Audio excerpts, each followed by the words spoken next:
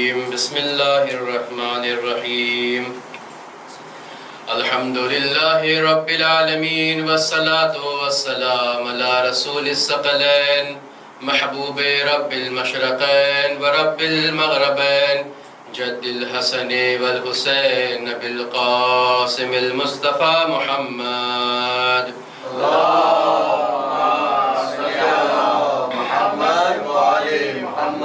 وعلى أهل بيته الطيبين الطاهرين المعصومين أما بعد فقد قال الله تبارك وتعالى في كتابه الكريم بسم الله الرحمن الرحيم إن الدين عند الله الإسلام صلوات پڑھ دے محمد وآلہ اللهم صل على محمد وآل محمد۔ عزیزان گرامی، بات یہاں تک پہنچی تھی کہ غزوہ بدر میں، جنگ بدر میں مسلمانوں کو جیت حاصل ہوئی۔ وہاں سے بہت بڑے بڑے جو سردار آئے تھے، چاہے وہ عتبہ ہو، شیبہ ہو، ولید ہو، یعنی ہندہ کا باپ ہو، ہندہ کا چچا ہو، یا وہ ہندہ کا بیٹا ہو، یا ہندہ کا بیٹا یعنی ایک اور بیٹا جو اس کا آیا تھا جس کا نام حنظلہ تھا۔ جب یہ تینوں مارے گئے ہیں، عتبہ، شیبہ اور ولید، تو یہ حنظلہ بھی میدان میں آیا ہے۔ حنظلہ کون ہے؟ یہ معاویہ کا بھائی ہے، ہندہ کا بیٹا ہے، ابو سفیان کا بیٹا ہے۔ جب یہ تینوں مارے گئے ہیں، ولید مارا گیا، شیبہ مارا گیا، تو یہ بھی اپنے رشتہ داروں کی محبت میں میدان میں اتر آیا۔ یہاں پہ کون تھے کھڑے ہوئے ابھی تک؟ حمزہ بھی کھڑے ہوئے تھے، عبیدہ بھی کھڑے ہوئے تھے، مولا کائنات بھی کھڑے ہوئے تھے۔ تو وہ اپنے رشتہ داروں کی خون کا بدلہ لینا چاہ رہا تھا، تو رسول مولا کائنات سے بھی اس کی بے چینی برداشت نہیں ہوئی، ایک وار کیا اور اس سے فوراً واصل جہنم کر دیا۔ صلوات پڑھ دے محمد وآل محمد پر۔ اللهم صل على محمد وآل محمد۔ تو یہاں پر بدر کا یہ عالم ہے کہ جتنے بھی یزید کے چاہنے والے ہیں، دادا پر دادا سب اس میں مارے گئے، چاہے وہ عتبہ ہو، شیبہ ہو، ولید ہو، حنظلہ ہو، یہ سارے کے سارے مارے گئے۔ اچھا، جب بدر سے یہ قافلہ لوٹ رہا تھا تو رسول خدا نے ان مشرکین کے جنازے کو ایسے ہی نہیں چھوڑ دیا، بلکہ جس طریقے سے اپنے شہید ہونے والوں کو وہاں پہ دفن کیا ہے، اسی طریقے سے ایک کنواں جو وہاں پہ تھا اس کو صاف کروایا، اور صاف کرنے کے بعد وہاں حکم دیا کہ جتنے مشرکین کے لاش موجود ہیں سب کو اس میں ڈال دیا جائے۔ یعنی رسول نے باقاعدہ اس کا اہتمام کیا کہ ان کو کنویں میں ڈال دیا جائے اور ان کو دفن کر دیا، اور پھر لوٹے ہیں بدر سے۔ لیکن جب یہ دفن کر رہے ہیں رسول خدا، ان لوگ کو ڈال رہے ہیں کنویں میں، تو ایک مرتبہ ان سے مخاطب ہو کر فرماتے ہیں کہ اے مشرکو، یہ بتاؤ کہ جو وعدہ تمہارے پروردگار نے کیا تھا وہ سچا تھا، یا جو وعدہ میرے پروردگار نے کیا تھا وہ سچا تھا؟ تو صحابیوں میں سے ایک صحابی جو بے چین تھے، مسلمان کے بنائے ہوئے دوسرے خلیفہ تھے، ان سے رہا نہیں گیا، انہوں نے پوچھا یا رسول اللہ، یہ جو آپ مخاطب ہو رہے ہیں منافقین سے، مشرکین سے، کفار سے، کہ تم میری بات سن رہے ہو، کیا یہ آپ کی بات سن بھی رہے ہیں؟ تو رسول خدا نے فرمایا کہ دیکھو، یہ میری بات تم سے زیادہ سن رہے ہیں، یہ میری بات تم سے زیادہ سن رہے ہیں، تم میری بات پہ جواب، بس فرق اتنا ہے تم میری بات پر جواب دے دیتے ہو، یہ خاموش رہیں گے۔ یعنی انسان مر جاتا ہے لیکن تب بھی سنتا ہے، اسی لیے ہم جب مر جاتے ہیں تو اپنے مردے کو کہتے ہیں اسمع افہم، سن اور سمجھ۔ تو بہرحال یہ بدر سے نکل کر آ رہے ہیں مدینہ۔ تو یہ جو مدینہ آئے ہیں، میں نے بتایا کہ کس طریقے سے 70 اسیر ہیں، بدر کے میدان میں 70 اسیروں کو اسیر کر کے لایا گیا ہے۔ 2 کو مارا گیا جو کٹر دشمن تھے مسلمان کے، ان کو مار دیا گیا راستے میں، لیکن اور جو بچے ہوئے تھے ان کو 1000 درہم یا 4000 درہم کے عوض میں واپس لوٹا دیا گیا۔ اور جن کو پڑھانا آتا تھا ان کو یہ ڈیوٹی دی گئی کہ تم 10 افراد کو پڑھانا، جب پڑھا لوگے تو تمہیں آزاد کر دیا جائے گا۔ انہوں نے پڑھایا اور ان کو آزاد کر دیا گیا۔ لیکن جو اسیر کر کے آئے تھے ان میں سے ایک حنظلہ وہاں مارا گیا، ابو سفیان اور ہندہ کا بیٹا حنظلہ میدان بدر میں مارا گیا، اور ایک بیٹا اسیر کر کے یہاں ان کے ساتھ مدینے آیا ہے۔ جب مدینے آیا ہے تو لوگوں نے ابو سفیان سے کہا کہ جاؤ اپنے بیٹے کو بھی آزاد کرواؤ۔ تو دیکھیے ابو سفیان کو کتنا مال سے محبت ہے، وہ کہتا ہے کہ کیا میں جان تو گوا چکا ہوں اپنے لوگوں کی، اب مال بھی گواؤں؟ یہ ابو سفیان کی فکر ہے۔ بہرحال کچھ دن بعد ایک بوڑھا شخص ہے جو مدینے سے گیا ہے حج کے لیے مکہ. پتہ نہیں وہ اتنی ٹینشن میں جہاں پر اتنی سیکیورٹی چل رہی ہے وہ کیسے بھائی پہنچ گئے مکہ حج کرنے کے لیے. جب مکہ حج کرنے پہنچے ہیں اور وہاں ابو سفیان کو خبر ملی ہے کہ مدینے کا رہنے والا ایک بوڑھا شخص حج کے لیے آیا ہے تو اسے گرفتار کر لیا. اور گرفتار کیا تو اس نے یہ تقاضا کیا کہ دیکھو جب تک تم میرے بیٹے کو نہیں چھوڑو گے میں اس بوڑھے کو نہیں چھوڑوں گا. بہرحال اس کے قبیلے والوں نے رسول خدا سے درخواست کی, تب جا کر رسول خدا نے اس کے بیٹے کو چھوڑا ہے. تو اب سمجھ میں آیا کہ ابو سفیان اور اس کے خاندان کو مولا کائنات امام حسین رسول خدا سے کیوں دشمنی تھی. سارا کے سارا خاندان اس جنگ بدر میں ان کا یا مارا گیا ہے یا اسیر ہوا ہے. اچھا اب اس کے آگے بات دیکھیے کیا ہوا. دوسری ہجری ہے, رسول جب مدینے آئے تھے تو ان کو 3 خطرے کیا تھے. ایک تو یہ خطرہ تھا کہ جو قبیلہ وہاں رہتا ہے اوس اور خزرج یہ آپس میں لڑ رہے تھے, انہیں رسول خدا نے آپس میں بھائی بنا دیا. دوسرے کون تھے؟ یہودی تھے جو مدینے میں رہتے تھے. تو یہودیوں سے رسول خدا نے کیا کیا تھا؟ کانٹریکٹ کیا تھا کہ نہ تم ہم پر حملہ کرنا نہ ہم تم پر حملہ کریں گے. کوئی جنگ پیش آئے گی تو تم ہمارا ساتھ دینا, اگر ساتھ نہ دو تو کم سے کم دشمنوں کا ساتھ نہ دینا. یہ بات طے پائی تھی. لیکن جب یہ جنگ بدر واقع ہوئی ہے, جنگ بدر میں کچھ یہ یہودی جو یہاں مدینے میں رہتے ہیں انہوں نے ہیلپ کی ہے. کس کی؟ مکے سے آنے والے مشرکین کی ہیلپ کری ہے. رسول خدا جب بدر سے لوٹے ہیں تو ان کو تنبیہ کی ہے, انہیں وارننگ دی ہے کہ ہم نے معاہدہ کیا تھا, کانٹریکٹ کیا تھا کہ نہ ہم تمہاری مدد کریں گے نہ تم ہماری مدد کرو گے, لیکن ہاں تم ہمارے دشمن کی ہیلپ نہیں کرو گے, لیکن تم نے اس کانٹریکٹ کو توڑا ہے. لیکن ابھی بھی میں تمہیں وارننگ دے کے چھوڑ دے رہا ہوں. یہ کون سا قبیلہ ہے؟ یہ قبیلہ بنی قنیقہ ہے, جس کا نام بنی قنیقہ ہے. یعنی یہ یہودی کا قبیلہ ہے, بنی قینقہ نام کا ہے یا قنیقہ کے نام کا ہے. تو یہ والے جو یہودی والے ہیں ان اپنے حرکت سے باز نہیں آتے ہیں, نہ ان کے پاس باغ ہے نہ ان کے پاس زمین ہے, لیکن یہ مالدار ہیں. مالدار کیوں ہیں؟ کہ ان کا جو تجارت ہے, جو ان کا بزنس ہے, یہ گولڈ سمیتھ ہے, یعنی کیا سونار ہے, سونے کا بزنس کرتے ہیں. بازار میں سونا کی جتنی بھی دکانیں سب ان کی ہے مدینے میں. تو ان کے دکان میں ایک دن مدینے کی رہنے والی خاتون آتی ہیں خریدنے کے لیے, کچھ خریداری کرنے کے لیے. جب وہ خریدتی ہیں کوئی چیز تو جو دکاندار ہے اس کا یہ اصرار پڑتا ہے, وہ نقاب ڈالی ہوئی ہے, اصرار پڑتا ہے کہ اپنا چہرہ دکھاؤ, لیکن وہ چہرہ دکھانے سے انکار کر دیتی ہے. تو انہی قبیلوں میں سے, بنی قنیقہ کے قبیلوں میں سے ایک شخص یہ حرکت کرتا ہے کہ وہ ان کے نقاب کے ایک حصے کو ایک کیلے میں باندھ دیتا ہے. جب وہ چلنا چاہتی ہیں تو ان کا نقاب پورا اتر جاتا ہے. وہ غصے میں آ جاتی ہے, عزت کی بات تھی. اب انہوں نے چلا کر شور مچایا کہ کوئی ہے مسلمان کہ جو یہاں پر میری آبرو لوٹ رہی ہے, بچائے مجھے. تو وہاں سے ایک مسلمان گزر رہا تھا. اس مسلمان نے جیسے ہی یہ حرکت دیکھی, جس نے یہ حرکت کی تھی اس یہودی کو اس نے مار دیا. اب اس کے بدلے میں جتنے یہودی وہاں موجود تھے, وہ اکیلا مسلمان تھا, اس کو شہید کر دیا. تو یہاں پہ مطلب یہ بھی قتل ہونے لگا, یہاں یہودی قتل کیا گیا, یہاں مسلمان شہید کیا گیا. جب رسول کو خبر ملی ہے تو رسول خدا اس مقام پر پہنچ کے پھر یہودیوں کو کہتے ہیں کہ اب دیکھو تمہارے لیے مدینہ کو تمہیں چھوڑنا پڑے گا. کیوں؟ اس لیے کہ تم نے کانٹریکٹ کے خلاف کام کیا ہے. کانٹریکٹ میں یہی تو طے پایا تھا, تم ہمیں اذیت دو گے نہ ہم تم کو اذیت دیں گے. تم نے پہلے مشرکین کی ہیلپ کی اور اب آج تم ہمارے ناموس پر ہاتھ ڈال رہے ہو, اب تم مدینے میں نہیں رہ سکتے ہو.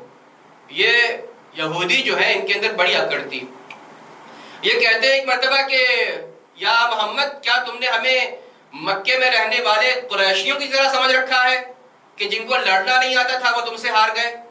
اگر تم ہم سے لڑو گے نا تو ہم تمہیں دکھائیں گے لڑائی کیا ہوتی ہے. تو رسول خدا نے کہا ٹھیک ہے آ جاؤ میدان میں. جب جنگ کے میدان میں آنے کے وقت تھا تو سب بھاگ گئے, قلعے میں جا کے پناہ لے لیا.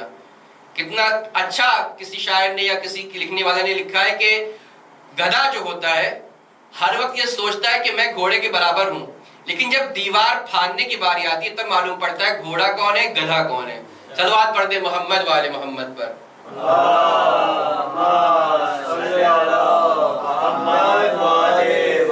تو بہرحال یہ ان لوگوں نے, یہ یہودی جتنے تھے 700 کے آس پاس, یہ جا کر پناہ لیتے ہیں کہاں پر؟ ایک قلعہ ان کا وہاں پر مدینے میں تھا, اس قلعے میں جا کر پناہ لیتے ہیں. رسول خدا نے 15 دن تک ان کا حصار کیا ہے. ان کے اطراف میں موجود ہیں کہ نکلے تو جنگ کی جائے، اور وہ ڈر کے مارے بیٹھے ہوئے اندر۔ بہرحال 15 دن کے بعد انہوں نے سرنڈر کر دیا کہ اچھا بھائی ہم آپ سے نہیں لڑ پائیں گے۔ کہا اتنی بڑی بات ہے کہ آپ جو قریش سے لڑ رہے تھے، اگر وہ تو لڑنا بھی نہیں جانتے، اگر آپ ہمارے مقابل میں آئے تو ہم آپ کو بتائیں کہ لڑائی کیا ہوتی ہے، اور ایک یہاں سرنڈر ہو رہے ہیں۔ بہرحال جب سرنڈر ہونے لگے تو رسول خدا نے کہا ٹھیک ہے، لیکن ہم تمہیں سب کو قتل کر دیں گے، تمہارا جرم اتنا بڑا ہے۔ لیکن ایک صاحب تھے جن کا نام ہے عبادہ ابن عبداللہ ابن رؤوش ہے، تو انہوں نے ان کی سفارش کی، ان کا ساتھ باز تھا ان سے، تو انہوں نے کہا ماریے نہیں، ان کو شہر بدر کر دیجئے۔ بہرحال رسول سب کے مشورے پہ عمل کرتے تھے، تو ایک عبادہ بن صامت نام کے ایک شخص ہیں، ان کے صحابی ہیں، ان کو یہ ذمہ داری دی گئی کہ جتنے بھی یہودی ہیں ان کو مدینے کے باہر جا کر چھوڑ دیا جائے، اور آج سے ان یہودیوں کو اجازت نہیں ہے کہ وہ آ کر مدینے میں اپنی زندگی بسر کریں۔ تو تاریخ نے لکھا کہ یہ انہوں نے مدینہ چھوڑ دیا اور یہ گئے ہیں شام کی جانب، یعنی آج بھی اگر یہودی کچھ سیریا میں پائے جاتے ہیں تو یہ وہی مدینے سے نکلنے والے ہیں جو وہاں پہنچے ہیں۔ تو یہ تھا جنگ کا قضیہ، جس کو کہا جاتا ہے جنگ قنیطہ کے نام سے یہ مشہور ہے۔ اس کے بعد دیکھیے وہ لوگ جو بدر سے واپس لوٹے تھے مکہ، جب مکہ لوٹے ہیں تو مکے والوں نے پوچھا بھائی کیا ہوا جنگ کا عالم؟ تو سب کو تو یہ امید تھی نا کہ مکے والے زیادہ ہیں، جیت جائیں گے، لیکن جب خبر ملی ہے کہ مکے والے ہار گئے ہیں سب کو بڑا پچھتاوا ہوا۔ اچھا یہ مکے کی جو جنگ بدر جو ہوئی تھی کس کی وجہ سے ہوئی تھی؟ ابو سفیان کی وجہ سے ہوئی تھی۔ ابو سفیان کیا لے کے آ رہا تھا؟ مال کا تجارت کا مال لے کے آ رہا تھا، اور جب مال کا تجارت کا مال لے کے آ رہا تھا تو اس نے اپنا وہاں پر سفیر بھیجا تھا، اور اس نے اپنے اونٹ کا کان اور ناک کاٹ کے لوگوں کو بھڑکایا تھا، اور اس کا قافلہ، اس کا کاروان آسان سے پہنچ گیا تھا وہاں پہ مکہ۔ تو سب نے مل کر ابو سفیان کو برا بھلا کہنا شروع کیا کہ تمہاری وجہ سے ہمارا بھائی مارا گیا، تمہاری وجہ سے ہمارا چچا مارا گیا، تمہاری وجہ سے ہمارا بھائی مارا گیا، بیٹا مارا گیا، بھانجا مارا گیا، بھتیجا مارا گیا، یعنی جتنا بھی الزام تھا سب ابو سفیان کے سر پہ آیا ہے۔ اور سب سے بڑا ٹینشن ابو سفیان کے لیے یہ تھا کیونکہ خود اس کا بیٹا مارا گیا، حنظلہ مارا گیا، اس کا سسر مارا گیا، چچا سسر مارا گیا، یعنی جو اس کی بیوی ہے ہندا کا باپ مارا گیا، چچا مارا گیا، بھائی مارا گیا، بیٹا مارا گیا، اور بیوی نے کہہ دیا جب تک تم اس کا بدلہ نہیں لو گے نا میرے پاس نہیں آنا۔ تو اس نے بھی ایک وہ قسم کھا لی کہ جب تک میں اس کا بدلہ نہیں لے لوں گا میں نہاؤں گا نہیں۔ یہ بھی عجیب شرط ہے، جب تک میں بدلہ نہ لے لوں نہاؤں گا نہیں، چاہے ہو سکتا ہے یہ نہانا شاید واجب والا نہانا ہو، میں نہاؤں گا نہیں۔ تو اس نے یہ قسم کھائی، اور یہ قسم کھا کر 2 مہینے تک پلاننگ بناتا رہا کہ کس طریقے سے میں مدینے پہ حملہ کروں۔ بہرحال وہ آیا مدینے کے پاس، جب مدینے کے قریب آیا ہے تو کیسے ہیلپ لے، کس طریقے سے مدینہ میں وہ کرے، حملہ کرے۔ تو وہ آتا ہے، اس سے امید کس سے تھی؟ یہودیوں سے تھی۔ مدینے میں جو یہودی رہ رہے ہیں ان سے یہ امید تھی، کیونکہ ابھی جو جنگ ہوئی ہے جنگ قنیطہ، اس میں یہودیوں کو نکال دیا گیا ہے، لیکن 2 یہودی کے قبیلے ابھی بھی مدینے میں موجود تھے۔ ایک قبیلہ تھا بنی نذیر کے نام سے، تو اس بنی نذیر کے لیڈر کے پاس جاتا ہے، یہ رات میں چھپکے چھپائے اس کے لیڈر کے پاس جاتا ہے جس کا نام ہے حی ابن اخطب۔ دروازہ کھٹکھٹاتا ہے لیکن یہ سردار دروازہ نہیں کھولتا ہے۔ پھر تھک ہار کے جاتا ہے وہ سلام ابن مشکم کے پاس، یہ خزانچی تھا، یہودیوں کا خزانچی تھا، اس کے پاس جاتا ہے تو یہ اس کی بڑی آؤ بھگت کرتا ہے لیکن ہیلپ کرنے سے منع کر دیتا ہے۔ بس یہ ان کو اسٹریٹجی بتایا تھا کہ مسلمان کیسے ہیں، کہاں ہیں۔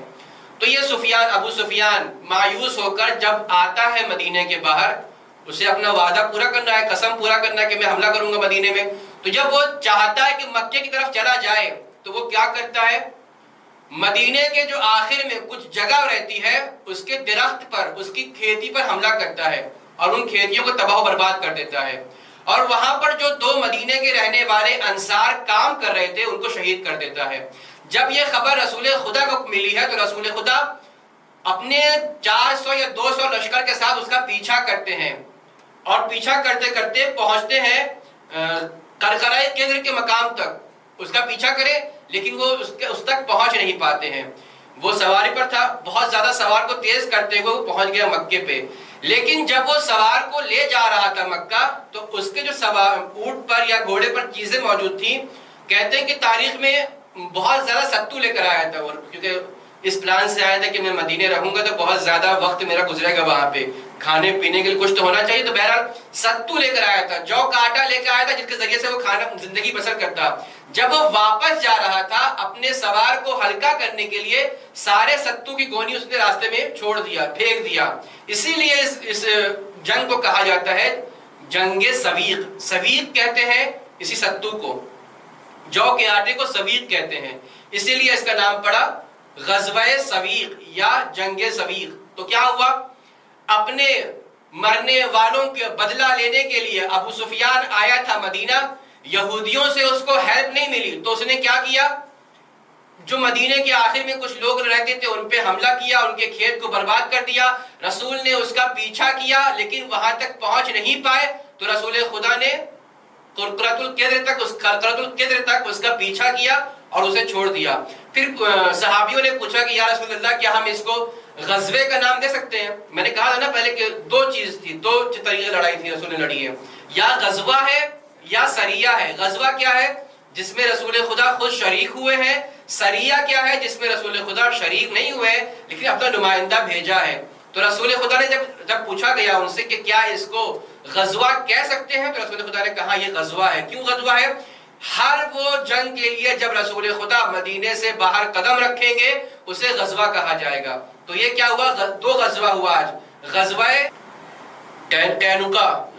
قینوقہ اور غزوہ سویق۔ رسول جب لوٹ کے مدینہ واپس آ رہے ہیں تو کچھ لوگ ہیں جو گاؤں والے آس پاس ہیں، انہوں نے ابو سفیان کی ہیلپ کی تھی، اسی میں سے ایک ذی امر کے رہنے والے ہیں۔ تو وہاں بھی رسول خدا نے لوگوں کو تنبیہ کی، وارننگ کی، لیکن انہوں نے پھر رسول خدا پہ حملہ کرنا چاہا۔ پھر رسول خدا 450 لوگوں کے ساتھ ان کے اوپر حملہ کرنے کے لیے آئے ہیں، جس کا نام غزوہ ذی امر بتایا جاتا ہے۔ اور جو اس کا لیڈر تھا اس کا نام تھا داسور۔ یہ داسور جو تھا یہ بھی رسول کے اوپر حملہ کرنا چاہتا تھا، تو رسول خدا جب وہاں پر پڑھاؤ لگایا انہوں نے تو یہ سارے بھاگ گئے، داسور اور اس کے جتنے چاہنے والے تھے سب بھاگ گئے اور جا کر پہاڑیوں میں پناہ لے لی۔ جب پہاڑی میں پناہ لی ہے اور تقریباً 10 دن یا 20 دن یا 15 دن رسول خدا وہاں پر مقیم تھے تو ایک دن زیادہ بارش ہوئی، اور جب بارش ہوئی تو رسول خدا کا سارا کپڑا بھیگ گیا زیادہ۔ جب کپڑا بھیگ گیا تو رسول خدا نے اس کو سکھانے کے لیے ان کپڑوں کو اتارا اور ایک ہینگر پر لٹکا دیا، اور اپنے جو چاہنے والے اپنے اصحاب تھے ان کو کہا کہ تم جاؤ جہاں لشکر رکا ہوا ہے وہاں پر رک جاؤ، میں انشاءاللہ جب میرا کپڑا سوکھ جائے گا میں آ جاؤں گا۔ تو وہ اکیلے لنگی تہمت باندھے ہوئے وہیں پر لیٹ گئے، چونکہ انٹیلیجنس جیسے آج موجود ہے وہاں بھی موجود تھے۔ ایک انٹیلیجنس نے یہ خبر اس داسور تک پہنچائی کہ اس وقت محمد اکیلے پیڑ کے نیچے آرام فرما رہے ہیں، ان کے اطراف میں کوئی صحابی نہیں ہے، بہت اچھا موقع ہے، آپ جا کر انہیں مار دیجئے۔ تو یہ داسور بڑے بہادر بن کر آیا رسول خدا کے پاس کہ اکیلے میں ہے رسول خدا، میں مار دوں گا۔ رسول خدا کی جیسے ہی آنکھ کھلی تو کیا دیکھا؟ وہ داسور جو ہے تلوار اٹھائے کھڑا ہے رسول خدا کو مارنے کے لیے۔ وہ یہ داسور جو ہے رسول خدا سے کہتا ہے کہ بتائیے آج کون آپ کو مجھ سے بچائے گا؟ کوئی ہے جو آج آپ کو مجھ سے بچائے گا؟ تو رسول خدا نے صرف فرمایا میرا خدا۔ اس نے خدا کی طاقت جنگ بدر میں سنی ہوئی تھی، جیسے ہی خدا کا نام سنا اس کا ہاتھ لرزنے لگا اور تلوار گر گئی۔ اب رسول خدا نے پوچھا یہ بتاؤ تمہیں مجھ سے آج کون بچائے گا؟ تو وہ کہتا ہے کہ مجھے کسی سے امید نہیں ہے لیکن آپ کی رحمت مجھے بچا لے گی۔ رسول خدا نے اسے معاف کر دیا، اس کے ساتھ 450 لوگ مسلمان ہو گئے۔ صلوات پڑھتے محمد والے محمد پر۔ اللہم صلی علی محمد والے محمد۔ تو یہ ہے جو انسان خدا پر توکل کرتا ہے، لوگ کہتے ہیں تلوار کے زور پر پھیلا اسلام، یہ کہیں پہ رسول خدا نے یہاں پہ تلوار اٹھایا، وہ تلوار اٹھایا تھا، رسول نے صرف تلوار دکھایا ہے۔ اور وہ جنگ بدر کا ہیبت تھی کہ اس نے صرف خدا کا نام سنا، ہاتھ سے تلوار گر گئی۔ خداوند کرم سے دعا کہ پروردگار عالم ہم بھی جس مذہب اسلام پر قائم و دائم ہیں، آخری سانس تک ہمیں اسی دین اسلام پر قائم و دائم رکھنا۔ پروردگار عالم جہاں جہاں بھی شیعان حیدر کرار ہیں ان کی جان مال عزت آبرو کی حفاظت فرما۔ پروردگار عالم جو مظلوم ہیں ان کی حمایت فرما۔ پروردگار عالم سب سے بہترین دعا یہ ہے کہ ہمارے آخری حجت امام زمانہ کے ظہور میں تعجیل فرما اور ہم کو ان کی آبان و انصار میں شمار فرما۔ ربنا تقبل منا انکا انت السمیع العلیم۔